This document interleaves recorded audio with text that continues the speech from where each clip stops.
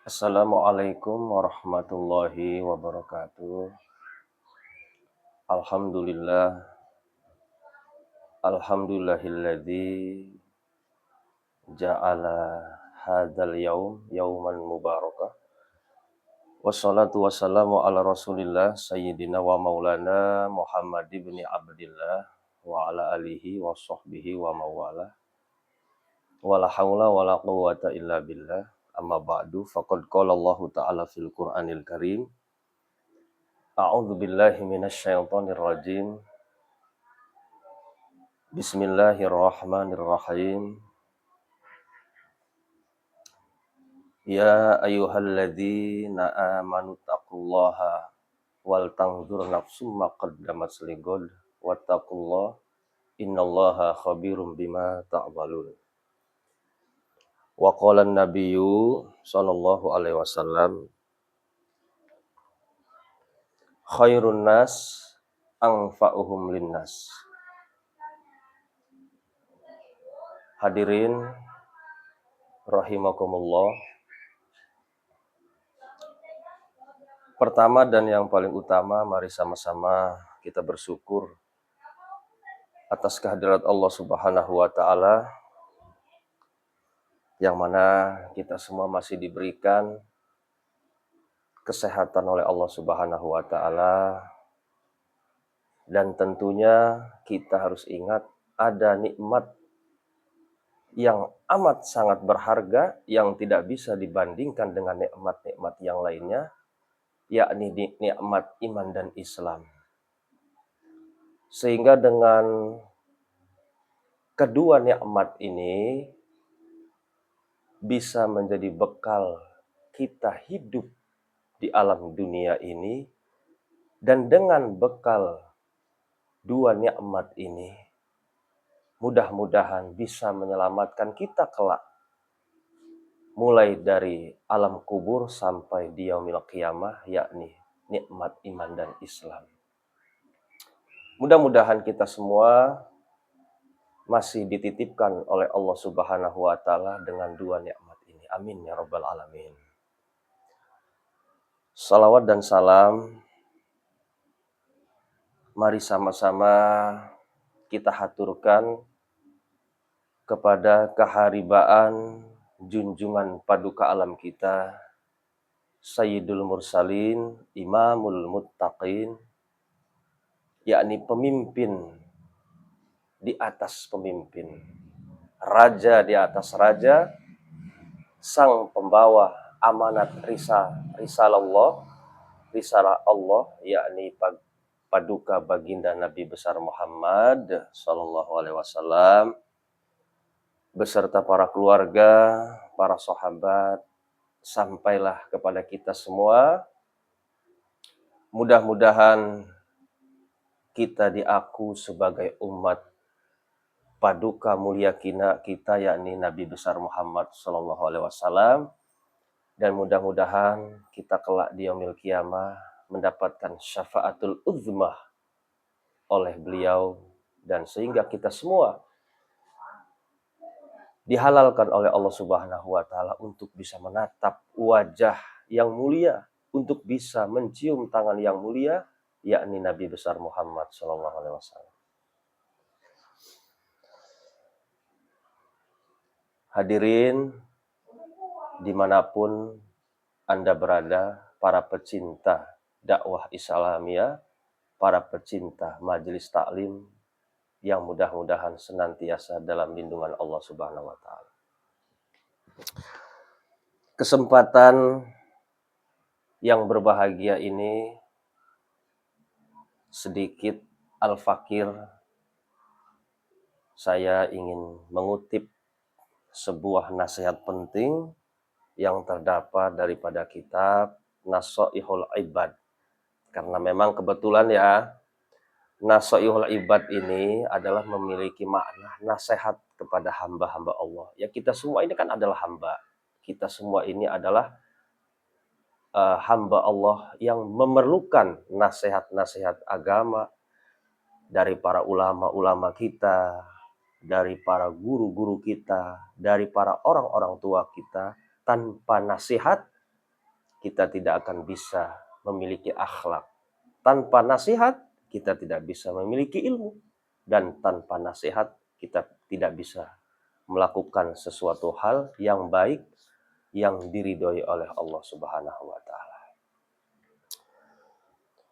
Hadirin pecinta dakwah dimanapun Anda berada, teman-teman sekalian,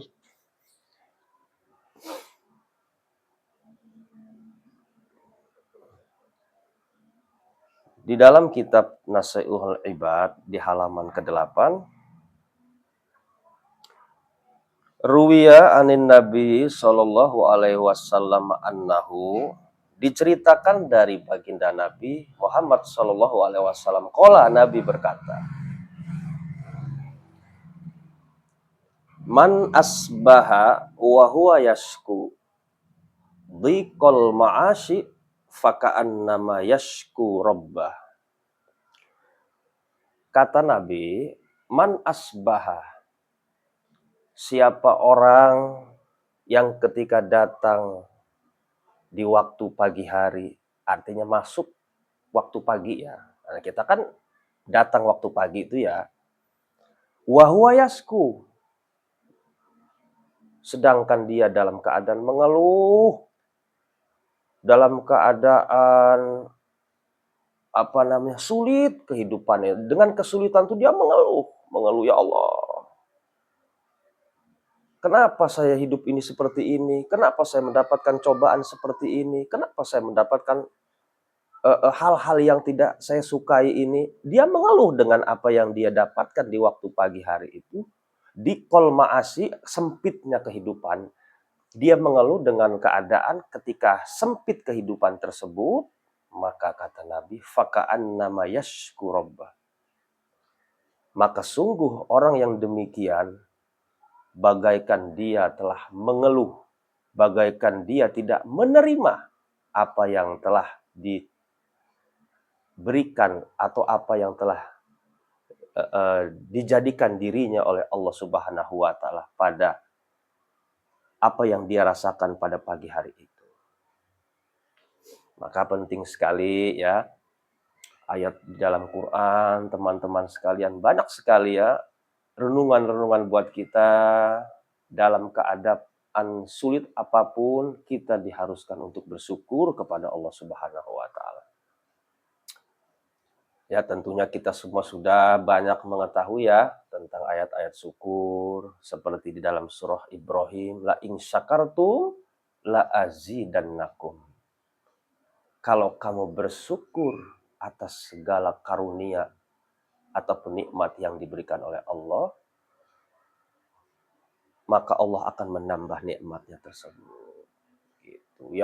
Ya kita kan teman-teman ya, kita disuruh bersyukur itu bukan saja kita lagi dalam keadaan kaya, bukan saja kita sedang dalam keadaan tidak ada ujian ataupun cobaan, bukan saja kita kita bersyukur itu ketika duit banyak ya. Kalau kita kan kayak gitu ya kadang-kadang ya.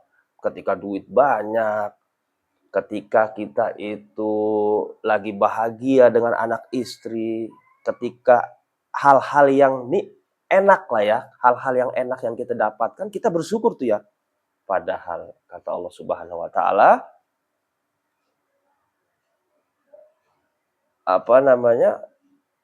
pemahamannya rasa syukur itu bukan hanya saja kita sedang diberikan hal-hal yang enak, bahkan hal-hal yang pahit pun kalau saja itu datangnya dari Allah, maka kita wajib bersyukur. Memang sulit ya teman-teman ya.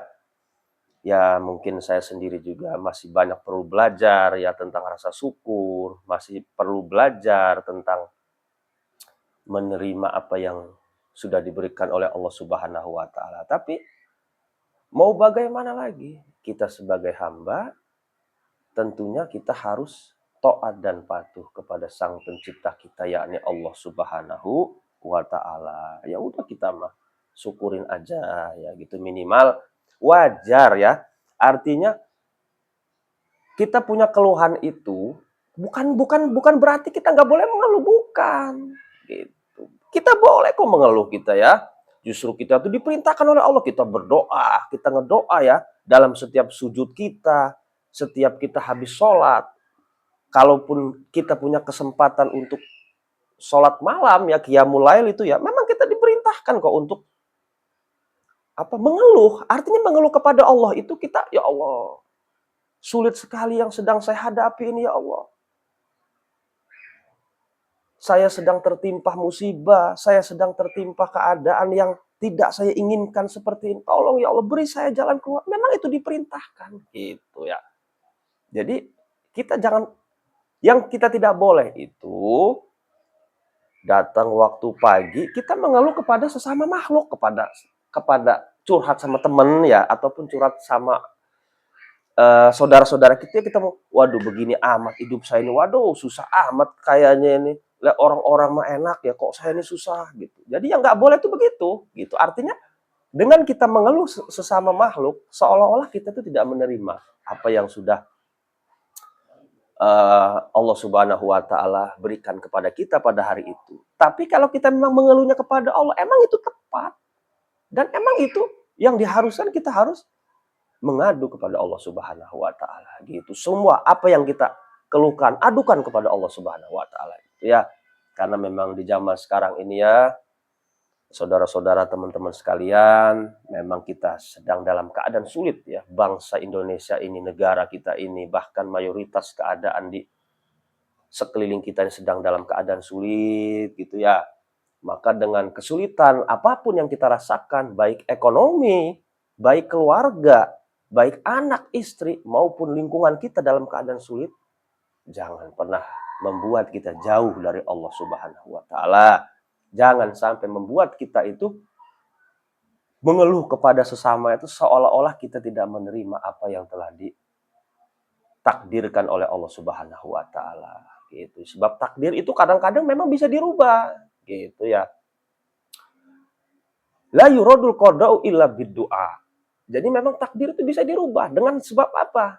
Kebetulan biddu'a itu ba di situ, kalau dalam ya kata orang santri ya, kata kita orang santri di situ ba-nya itu biddu'a itu ba-nya itu huruf jar dan berfaedah sababiyah gitu. Jadi dengan sebab kita berdoa kepada Allah Subhanahu wa taala, maka apa yang ditakdirkan Allah kepada kita, mungkin yang kurang baik gitu, yang memang hal-hal yang tidak kita suka, dengan kita terus berdoa kepada Allah, maka bisa dirubah atau bisa ditolak takdir-takdir Allah yang buruk terhadap diri kita itu.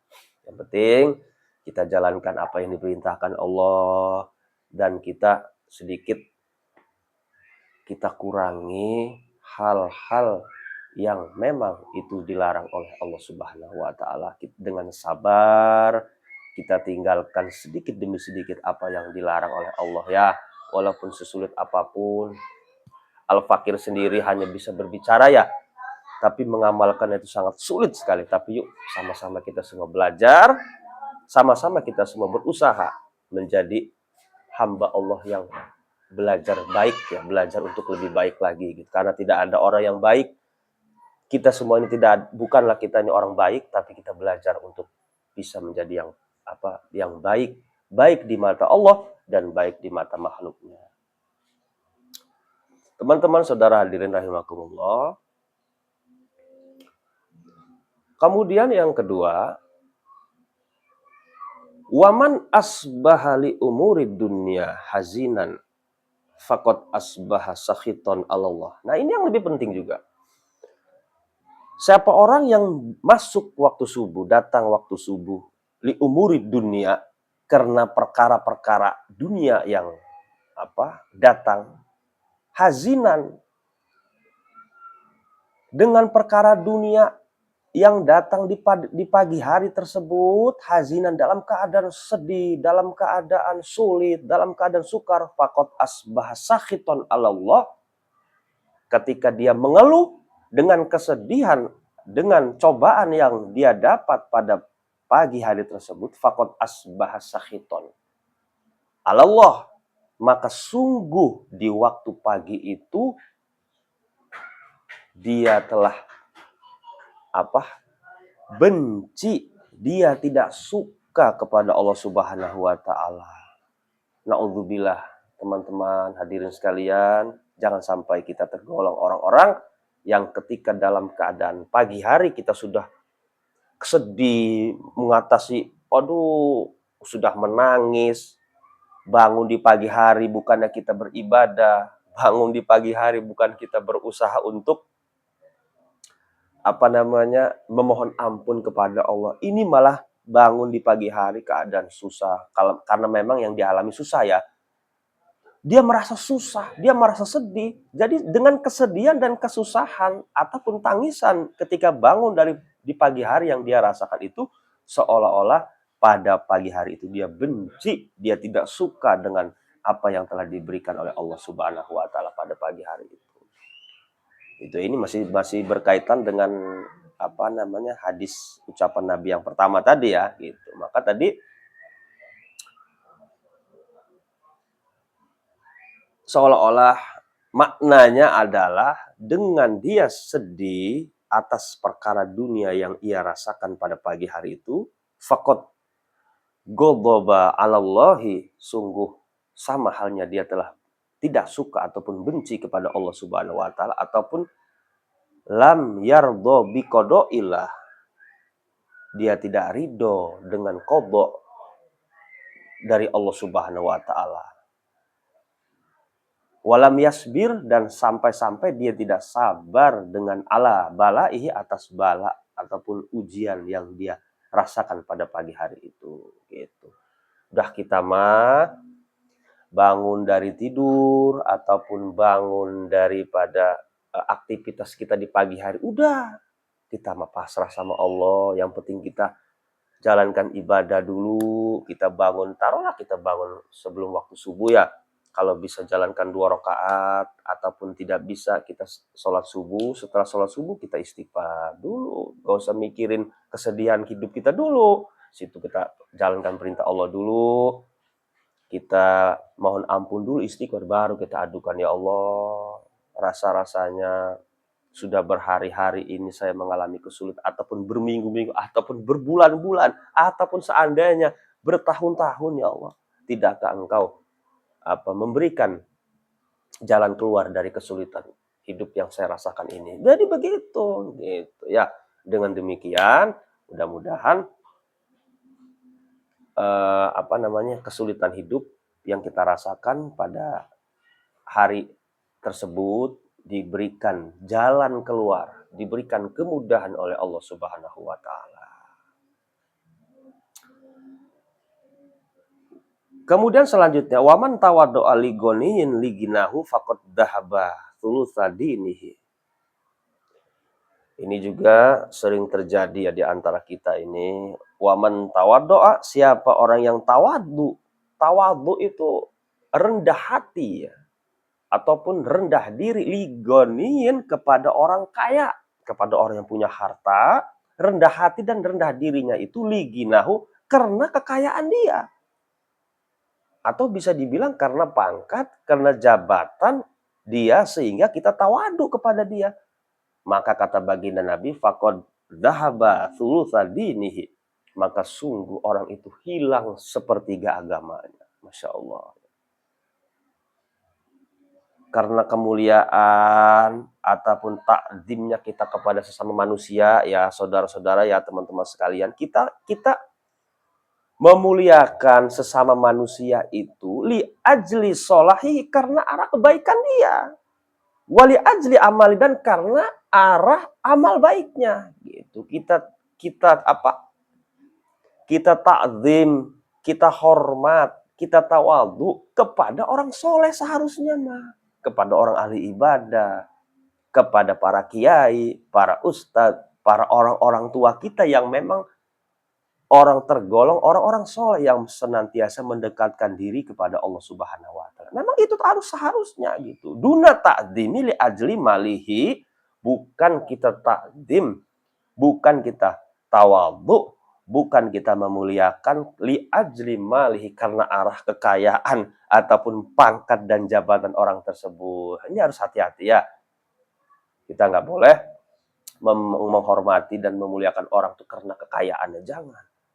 Tapi karena kebaikannya, meskipun dia orang fakir, orang miskin, kalau memang dia tergolong orang yang baik, kita diperintahkan untuk takzim, untuk hormat ataupun memuliakan orang tersebut karena amal dan karena ilmunya ataupun karena kebaikannya.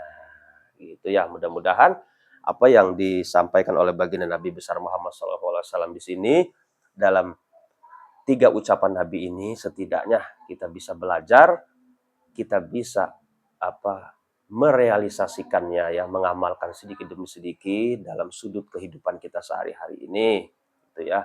Jadi itulah yang bisa Al-Fakir sampaikan dalam kesempatan berbahagia ini. Kurang dan lebihnya mohon maaf karena saya sendiri juga masih masih tahap belajar ya. Saya sendiri juga masih tergolong orang yang mungkin tidak lebih baik daripada para jamaah ataupun teman-teman hadirin sekalian gitu ya. Dan kepada Allah tentunya kita semua memohon ampun. Jangan lupa teman-teman jamaah sekalian ikuti terus kajian-kajian kita malam minggu, setiap malam minggu jam 8 ataupun ba'da isya sampai dengan selesai. Kita dukung dan kita bersama-sama kita ikuti terus kajian kita, mudah-mudahan ada manfaatnya ya, dan mudah-mudahan bisa menambah keimanan dan ilmu kita kepada Allah Subhanahu wa taala. Itu yang bisa kami sampaikan. Wabillahi taufik wal hidayah. Wassalamualaikum warahmatullahi wabarakatuh.